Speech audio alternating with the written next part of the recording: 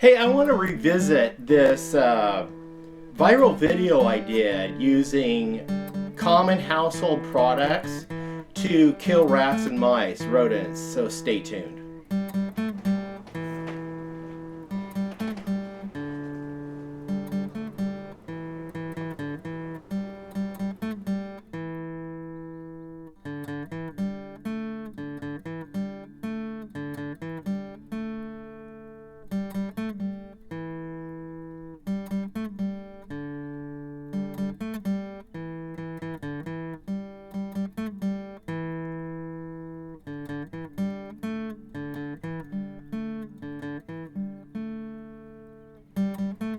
Hello, welcome back to Pine Meadows Hobby Farm. I'm your host, Jerry Hansen. We've been, as you know, been battling some infestations, but we finally got them under control from rodents, rats and mice mainly.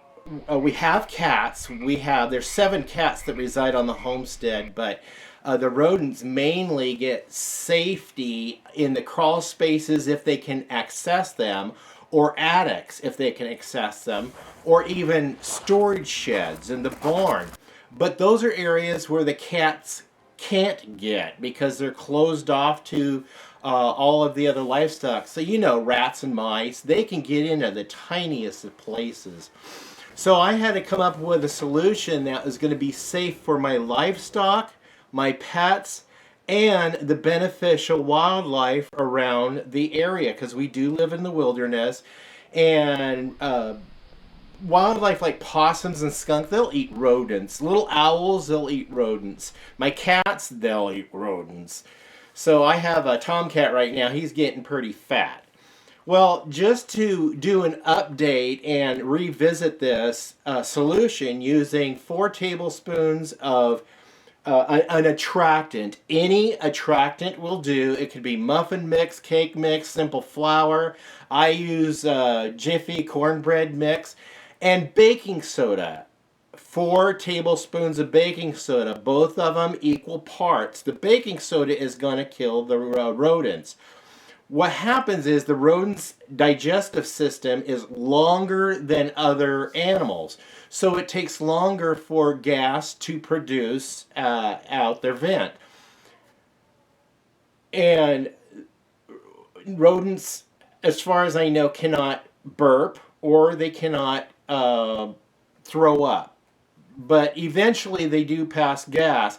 But because of the long intestines or digestive tract, it takes longer. So what the baking soda does is it mixes with their stomach acid.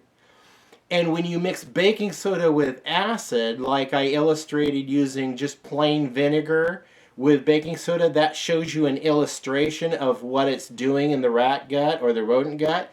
It bubbles. And since their digestive system is so long, they can't pass the gas fast enough. So what happens is their innards perforate or explode inside. They don't explode outside and create a mess. So some of my viewers have been asking me to do a video and demonstrate how this kills a rat. Well, no, I'm not going to do that. That's not the kind of person I am, is catch a rat and let it be confined and eat the stuff. I'll show you rats that have died. So take, for instance, this one. I have a storage shed. It's secure. I left the door open so a rat got in, had babies, so I managed to get rid of the babies. And then I walked in today, and, you know, I have a snap trap. I have a live trap. Those rats are so smart they won't even touch those.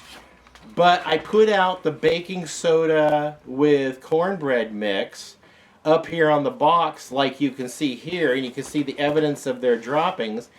And here's the evidence for yourself to see the results. Now, there's no food in here that they can get to except for the bait on the traps and the cornbread mix mixed with baking soda. And here's the result. This big fat mama, dead, right in the middle of the floor.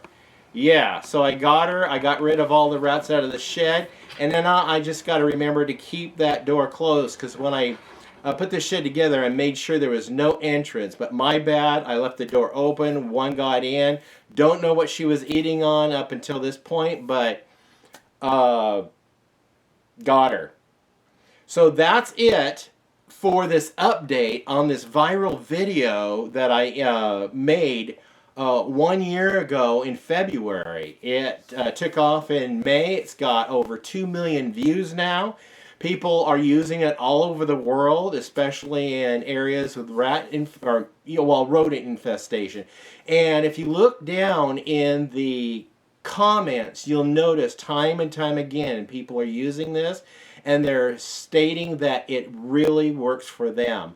I want to caution you though, if that rodent dies in your house, gets in the wall, and it dies in a nest, that odor will haunt you for about 10 days. That's about how long it takes for the decay process to go through. It's worse in summer than it is in winter. I'm sorry, but at least you get rid of them. I had the rodent infestation in my house, or a problem in my house and under my house. I set out the bait traps, didn't work. I set out glue traps, didn't work. Snap traps, didn't work. Live traps, didn't work.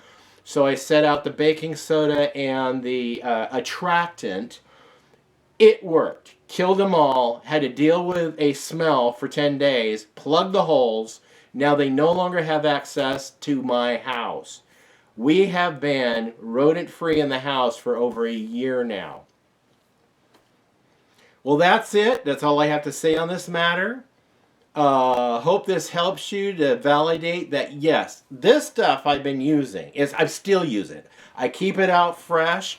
I keep putting it out like in my barn, in my tractor barn, in the attic of the rabbit house, and in the sheds where rodents have been known to get into. And I haven't noticed any rodent except for on a rare occasion like this one I just showed you today. I ended up feeding them to the crows or the cats, and they're safe to eat because it's not a poison that they've ingested, where I'm afraid that my cats or livestock or even the beneficial wildlife will get sick and die because of the poisons. I don't like using cement. I don't like using plaster. I don't like using any other thing that could cause harm to another animal except the rodents. I'm Jerry Hansen, your host. This is Pine Meadows Hobby Farm. I want to thank you guys for showing up and coming into my library and watching this. Look at the comments. There's many people are having a lot of success. Some of you, I don't know why you're not. Maybe you're not being patient enough. It does take time. It will take up to 2 weeks, but it happens. Please stay tuned to more videos. You can do that by subscribing and clicking that bell icon. That alerts you to new videos as I upload them. Give us a thumbs up. Click that share button. Sharing my videos on your social media platforms helps us out a lot. Be safe. Always be kind, except for nasty rodents. We'll see you guys in the next episode. Bye-bye now.